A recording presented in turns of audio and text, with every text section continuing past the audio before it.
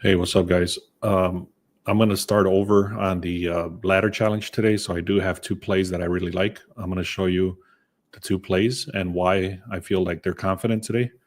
Let me just see what's going on here with Twitter, and then we can get started. I'm going to hook you guys up with two plays, so stay tuned for that. Let me. I've been streaming on Twitter, but I don't see the comments. So what I'm trying to do here is trying to see the live comments. So give me a second, please.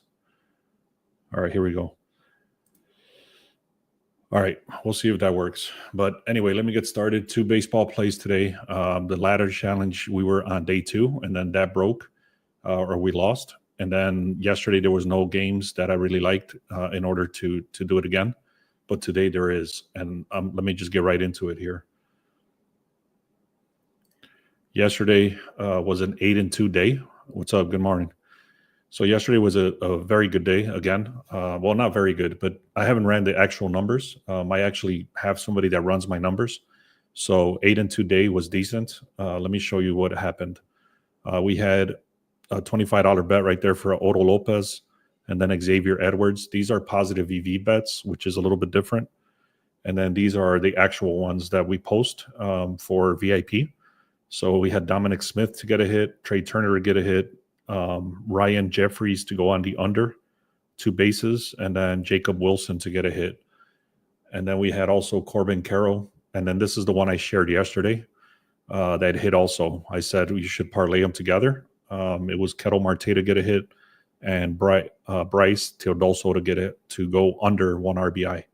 So all of those hit. It was an 8-2 day overall.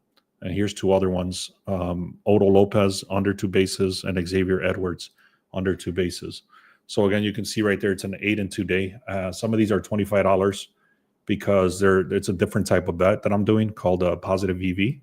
So I'm going to raise the unit size once I see how, they're actually very good, but I'm not tracking them as good as I should be, I guess is what I'm trying to say. Anyways, I got 2 plays. Let me start talking about them. We're going to start the ladder challenge right back up. Ignore this little green check mark. That's where we were at before. Right now we're starting fresh, $75 to make $4,800. And the way we're going to do that is we're going to try to get as close as possible to a plus 100 odds. And once we get to a plus 100 odds, then $75 turns into 150, 150 to 300, 300 to 900, or no, sorry, 600, 600 to 1200, 1200 to 2400. 2,400 and 4,800. So we literally have to only hit 6 times in a row. So this is my second attempt. And then if this fails, then I'm going to go with my third attempt. I'm only trying this 3 times. If you want to stick around for that, go to the link in the description and go to free picks. That's where I'm going to be posting these picks. So if you guys want to check that out. All right. I did already post 1 under RBI and 5 batter props inside the VIP. So you want to check that out, go to the link in the description and click on 1 day pass if you want to check that out. We're also working very heavily on the stolen bases. That's also going to be part of the VIP. I have a full scraper that goes out and checks out the stolen bases. So anyways, those have been hitting very, very good, but we're actually reprocessing the way we run the data. So it's taking a little bit longer. But anyways, if you want to check that out, again, it's going to be part of VIP. All right. So the first game I really like today is going to be the Giants versus the Rockies. We tend to fade the Rockies a lot because they just suck. So overall, the only thing I don't like today about this game is that they started at a 245 and now they went down to a 220. So that's actually going in the opposite direction. I've talked about this a lot where some people tend to wait until the odds get crazy on the other side and then they buy it back the other way. So there's enough buyback where the money is actually going, the line is actually going towards the Rockies now. So again, like I said, once you hit a certain threshold on the odds, usually it's around 220 to 250. Some of the times, if the team is somewhat decent or they think they have a chance, then people start buying it on the other side. So I hope that makes sense. That's the reason. I've said this several times already. I'm not going to get too deep into that. But I believe that once the line hits a certain number and this team is not that great, then people are willing to take the risk on the Rockies. And that's why they buy it at a 205 or whatever it was. So 89% of the bets, 91% of the money is coming in I'm going to show you the pitching staff right here. It wasn't showing yet because we ran it very early. Same thing with the bullpen, but I'm going to show you those stats. I'm also going to show you the batting analysis. Right now, like I said, I reran this very early. It wasn't showing. So here's the metrics. 77% chance that the Giants are going to win. 22% chance that the Colorado is going to win. So you can see how much of a mismatch that is. Then we have the projected score of 7 plus 4. That's a projected score of 11.5. You can see this is B plus, just like in school, B plus, C plus, B plus, A plus, and this is for the team grades, offensive grade, defensive grade, and then you compare that to Colorado, which is all red. Then 66% chance that they should win. I really looked this I started looking into very deeply now. Is that Colorado is at home, so basically any team that's at home, if they're going to be batting in the ninth, the books are suggesting they're going to be batting in the ninth, and you can see how heavy the odds are at a 325. And what that means is that they should be losing the game. So it's a heavy juice on a 325. So they're suggesting that they will be losing the game in the ninth inning. All right. So we got, and I do have an important announcement after this, by the way. So if you guys want to stick around for that. I'm not going to get into all these details, but you can see the way I look at this very quickly is if you see this green versus the red, it's basically all the green is on the left for the Giants and all the red is on Colorado. So you don't even have to look at all these things like win percentages, losses, runs per game, batting average, OPS, all that stuff is literally it just tells you green or red, and green is all over Giants. Now let's get into the pitching real quick. Logan Webb is one of the best pitchers recently. So Logan Webb versus Freeland. You can see the ERA right there, 3.16 compared to Freeland, 5.28. 187 strikeouts compared to 97. And they pretty much have, this guy has 21 games, this guy has 16 games, but he has almost double, a little bit over double the strikeouts. So Logan Webb is a monster. Then you can go over here, which is very good. Colorado versus Logan Webb is very bad. Check this out. Look at all these numbers are very low. They're under 1.0 on the OPS. Now you compare that over here, the Giants versus Freeland, and you got a bunch of them that are close to 0.1 or over 0.1. So 1.0, 2.1, 1.1, 1.0. All of these are very heavily good against against Freeland on the Rockies. Here's a little bit of a better graph. The Giants are, I believe, are top 10, and the Rockies are bottom 5 as far as OPS goes.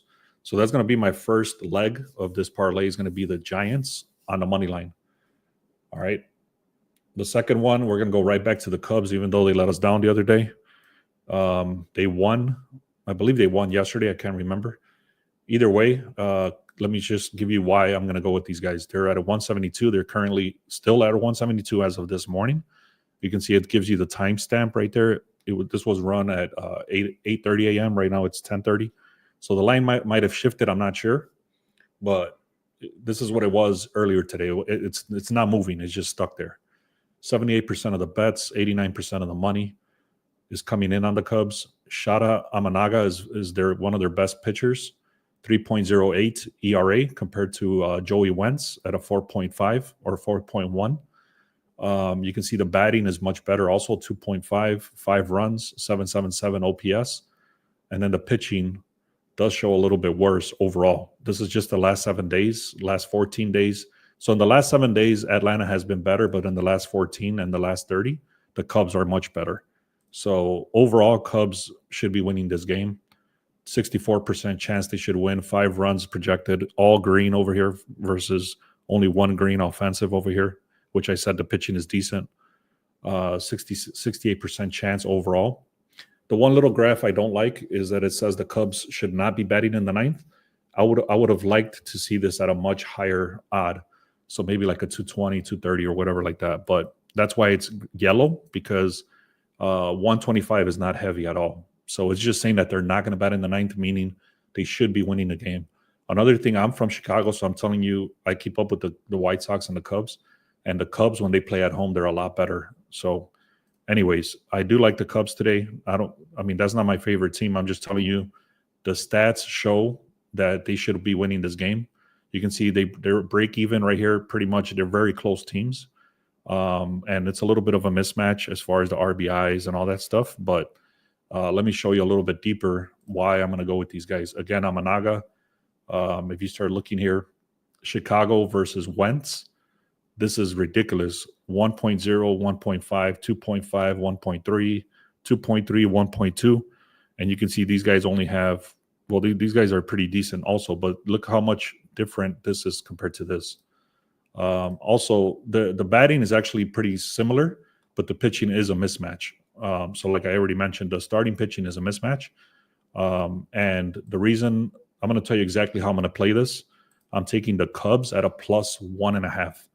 So the first leg of this is going to be the Giants on the money line.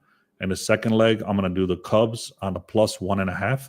So I can buy it a little bit better chance that even if they lose the game, I have a chance of winning.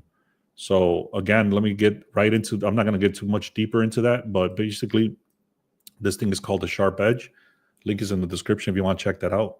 But it gives you the reasoning why the Giants should be winning right here if you want to screenshot that. Dodgers are decent. Also, I didn't like some of the stuff today, so I'm staying away. And then the Cubs. So there's a lot of reasoning why these two teams should win. And here's the parlay leg right here. Chicago Cubs +1.5, and then the Giants on the money line. So it's, as you can see, it's not a +100. So if this wins, then we should be at a little bit less than a doubling the money. Okay. Now let me get into the NFL now. I'm gonna start working on this. I have a full list. I'm gonna be spending about 2 days doing this. But basically, what I just showed you for baseball is what's going to be for football. If you want to keep up with all this stuff that's going on, make sure you go to the link in the description and click on free picks. Also, if you're on Twitter, come to YouTube and type in Beast Sports Picks and subscribe there. That's my big. That's where I put most of my stuff on YouTube. So check that out. Anyways, here's the kind of data that I'm looking at. If you guys, I'm going to ask you now. I'm going to give away 1 free week of VIP. I'm going to ask, not on this live here, but on when the video gets posted, if you comment and you let me know what other stat I should look at that you think I'm missing. And then if I'm going to pick a random comment to give you 1 free week. So make sure you comment when you see this. This is what I'm going to be looking at every day for football. So it's going to have the wins, the losses, the points for that team, the points allowed, the points differential, and then it's going to be the points per quarter, the passing attempts, the pass completions, the passing yards, the passing touchdowns, the passer rating, which is the quarterback, how many times that quarterback was sacked, the sack percentage, the rushing attempts, the rushing yards, the rushing touchdowns, the yards and rushing attempts, the efficiency, meaning whenever they're on third down, do they convert or not? Fourth down conversions, meaning whenever they do attempt to convert a fourth down, do they convert? I know there was, I can't remember what team it was, but they were their best. I think it was the Eagles, actually. They always went, I would say 95% of the time they went on fourth down and they converted. So this is important right here, third down conversion.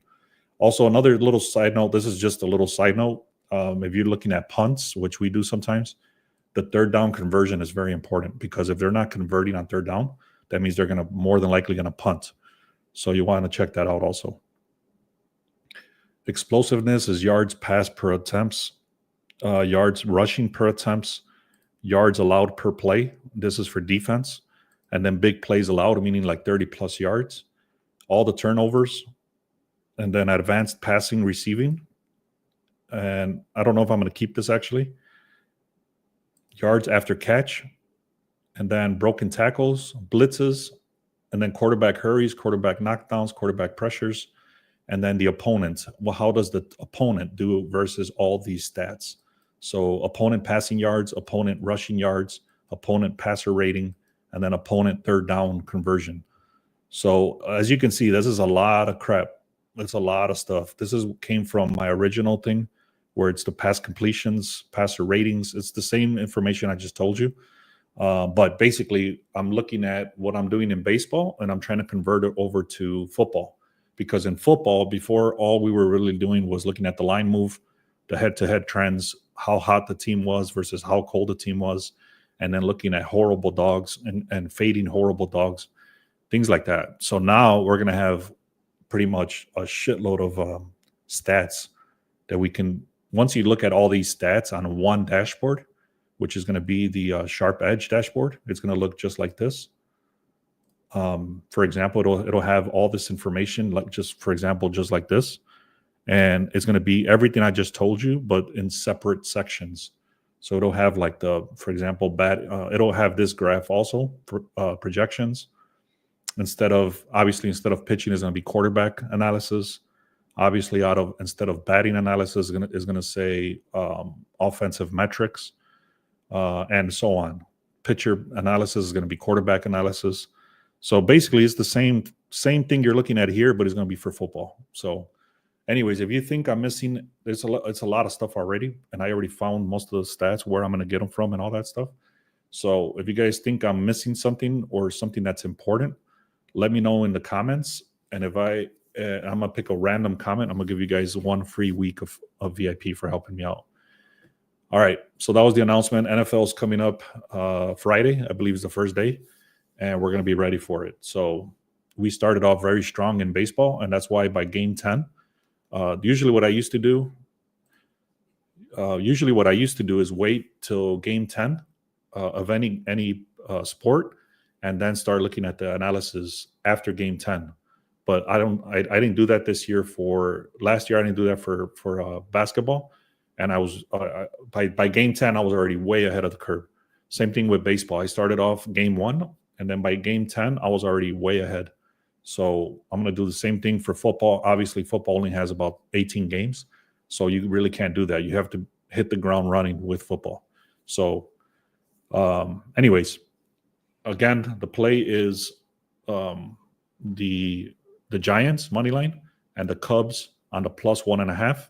And if you want the batter props, let me show you the batter props again. That's going to be inside. That's going to be inside the VIP. So check out the VIP, guys. All right, let's have another great day. Yesterday was an 8-2 day. The day before that was what was that? I can't remember. I think it was a 9-4, and then the day before that was a 12-1. So we've been on an incredible run. Some days we do tend to either break even or lose a little bit, but we haven't had a big day where we lost a lot. So it's been very decent.